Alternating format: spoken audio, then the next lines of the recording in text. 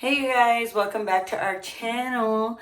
This is my son, Jairus, and we will be making a video today on his 2-week update. We're not going to talk about the first week because the weeks go by fast enough. So we're going to jump in and we're going to talk about his 2-week update. And he looks like he's about to cry. He just woke up actually. So this is my son, and he's super cute. He's already weighing around 8 pounds. He's so much heavier than when we came back from the hospital. So yeah, you're becoming a big boy, huh? Big boy, mommy's little big boy. Okay, so we're gonna run through. I made a list of stuff, and we're gonna go through it. Let me see. What? Fuck, it probably was a receipt. Oh, I'm sure.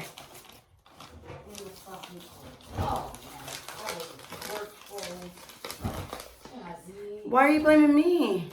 Because it was you.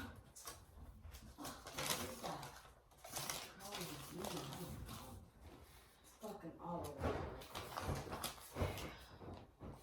over. Okay, so first things first, we're going to talk about sleep time because sleep time is so important and it's one of the hardest things to do when you have a baby is sleep time. In the beginning, it was really rough to get him to sleep. He was kind of waking up really frequently. I'm kind of used to his schedule. He wakes up twice in the morning. He takes 2 naps, and then he stays up from about 4 o'clock to about 8. Well, he kind of naps a little between that time, and then we normally go to bed by like 10 o'clock, so I'll get him settled by maybe 10:30, 11. He'll sleep to about 3 o'clock. We'll wake up, I'll feed him, and I'll put him back down, and he won't get up until about 9 o'clock. After that, did I say throw him down? I thought I said lay him down. I hope I said lay him down, you guys. I didn't say throw him down. Damn, I didn't say throw him down. Mom, I'm recording. I've got to edit all this. And then I lay him down to sleep for a nap around 9 a.m. And then he wakes up, we feed again, and then he'll sleep until about 2. And then, so forth and so forth. So what I'm trying to say is I totally got used to his sleep schedule. I thought he had colic. I think he was struggling a little bit with the stomach just being so young. And I do give him 2 bottles of formula a day just to fill him up a little bit more than my breast milk. Because sometimes he acts like my breast milk is not enough for him. And so I like to give him a little bit more some milk, and so we've been doing formula because that's kind of like what we did in the hospital, and that works pretty well with him and he enjoys it really well. Okay, and let's go into swaddling. I still swaddle him. I think it's really important to keep him nice and tight. He likes that. It makes him feel like he's still in mommy's belly when he's nice and tight.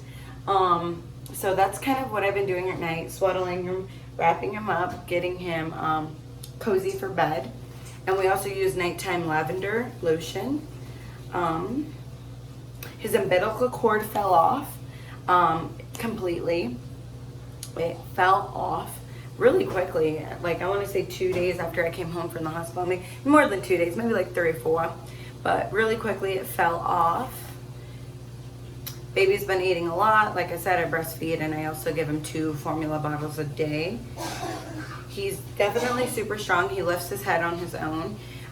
He's pretty independent already. He tries to hold his own little bottle, tries to stuff his pacifier in his mouth. Super independent. Like it's shocking how independent he is and how much he likes to just be really on his own. And he pushes my hand away when he's done eating. He's a little feisty, guys.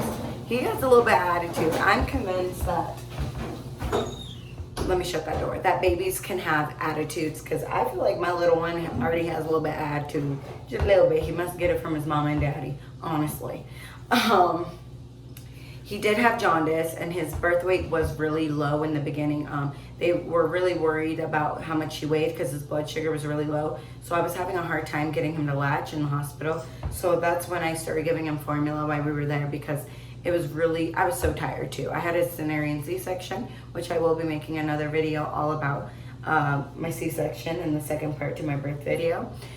So yeah, I started giving him bottles while we were in the hospital. Plus I was really tired off the narcotics. I was on I was in the hospital. They had mommy on medicine. Mommy was holding you, half asleep half of the time, huh? Like the first week you came home, mommy was tired. Huh, Papa? Okay.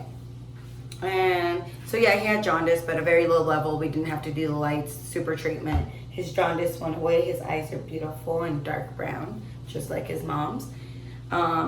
He had really dry, flaky skin. It took us a minute to get it off. I had to buy some Eucerin and just make sure I lotioned his skin, and I would like not really pick off the dry skin, but kind of like rub his skin to kind of get some of the dry, flaky skin off.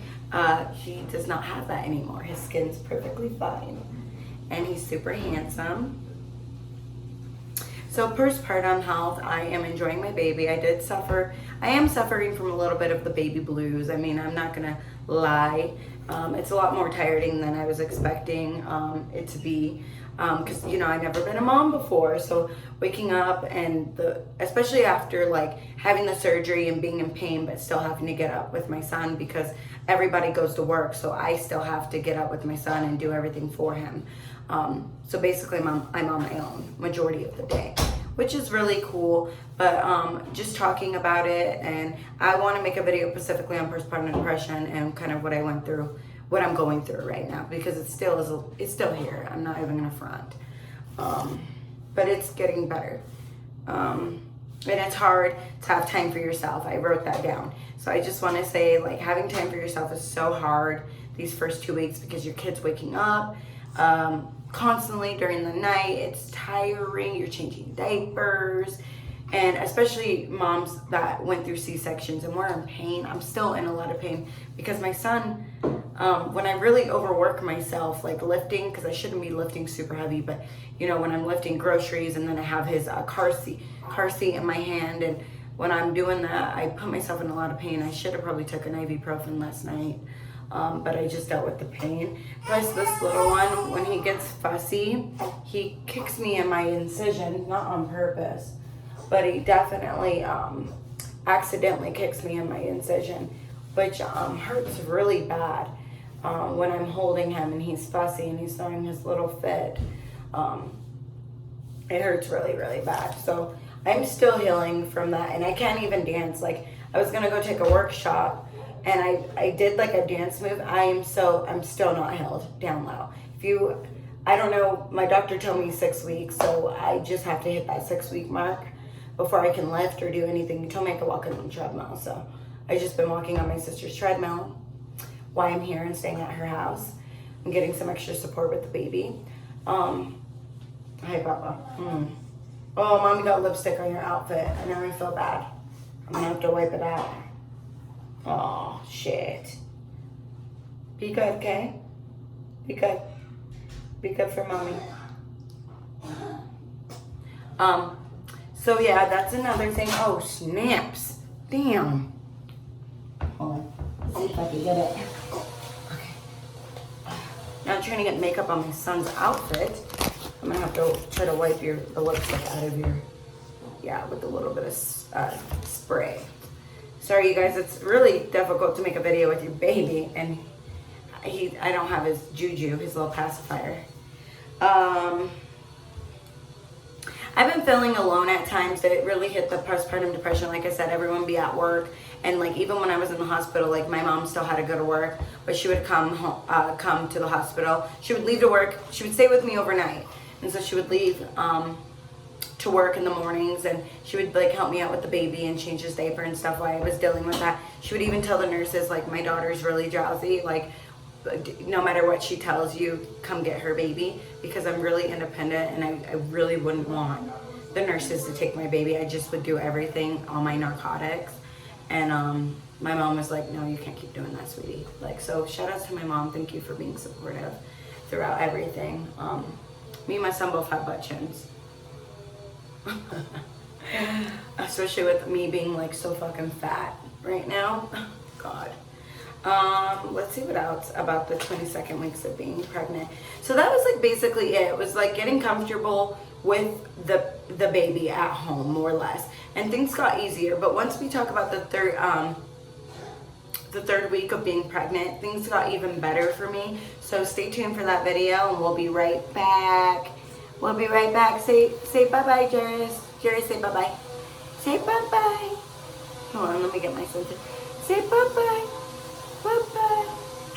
I love my son. So that's really all I have was like getting used to things, such as feeding him. We got better at breastfeeding. We started late in the game, but you know what? He likes my breast milk a lot and he likes the comfort and it puts him to sleep. So I really recommend to breastfeed your kids. It's easy, it's chill. So we're gonna go in a little more depth the third week. This week has been like the week.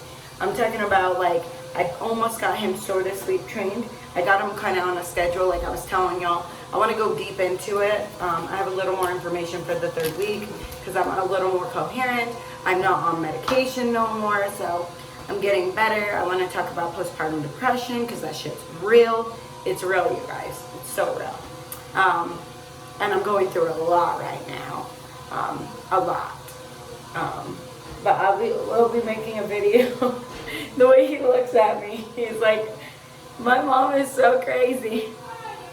We'll be back with the third week of baby updates, and we'll be right back. So we'll be in the same outfits. So, bye.